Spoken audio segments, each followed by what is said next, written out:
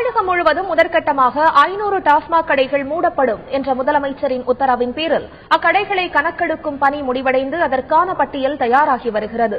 இதனிடையே ஓரிரு நாளில் பட்டியலை இறுதி செய்யப்படும் என்று கூறுகிறார் எமது செய்தியாளர் ராமச்சந்திரன். முதற்கட்டமாக மூடக்கூடிய 500 டாஸ்மாக் மதுபான கடைகளின் பட்டியல் அடுத்த 2 தினங்களில் இறுதி செய்யப்படும் என்று டாஸ்மாகின் உயர் அதிகாரிகள் தரப்பில் தெரிவிக்கப்பட்டுள்ளது.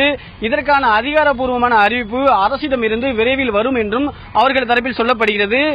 நடந்து முடிந்த தமிழக சட்டமன்ற தேர்தலில் மதுவிலக்கு கொள்கை பிரதானமாக பேசப்பட்டது.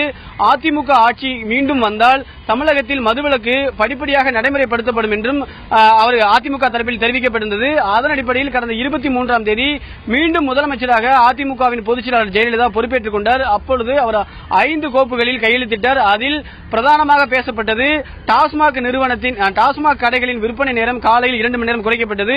மேலும் 500 கடைகள் மூடப்படும் என்றும் அந்த கோப்பில் இடம்பெற்றிருந்தது. அந்த அடிப்படையில் தமிழகம் முழுவதும் இருக்கக்கூடிய மாவட்ட வாரியாக பொதுமக்கள் நேரடியாக சந்திக்கக்கூடிய பிரச்சனைக்கு உள்ள கடைகள் மற்றும் வழிபாட்டு தலங்கள், கல்வி நிறுவனங்கள் மற்றும் பொதுமக்கள் அதிகமாக கூடக்கூடிய இடங்களில் இருக்கக்கூடிய கடைகளின் பட்டியலை வழங்க வேண்டும் என்றும் அரசு தரப்பில் டாஸ்மாக் நிறுவனத்திற்கு தெரிவிக்கப்பட்டிருந்தது. அதன் அடிப்படையில் மண்டல மேலாளர்கள், மூத்த மண்டல மேலாளர்கள் மற்றும் மாவட்ட ஆட்சியர்கள் போன்றவர்களின் தரப்பிலிருந்து பிரச்சனைக்குரிய கடைகளின் பட்டியல் வழங்கப்பட்டுள்ளது. குறைந்தபட்சமாக ஒவ்வொரு மாவட்டத்திற்கும் 10 கடைகள் முதல் அதிகபட்சமாக 60 கடைகளின் எண்ணிக்கை வழங்கப்பட்டுள்ளது. இந்த கடைகளின் பட்டியலை இறுதி செய்வது அடுத்த 2 தினங்களில் உறுதி செய்யப்படும் என்றும் டாஸ்மாக் உயரதிகாரி தரப்பில் தெரிவிக்கப்பட்டுள்ளது. இதற்கான அதிகாரப்பூர்வமான அறிவிப்பு விரைவில் வெளிவரும் என்றும் அவர்கள் தரப்பில் தெரிவிக்கப்பட்டுள்ளது.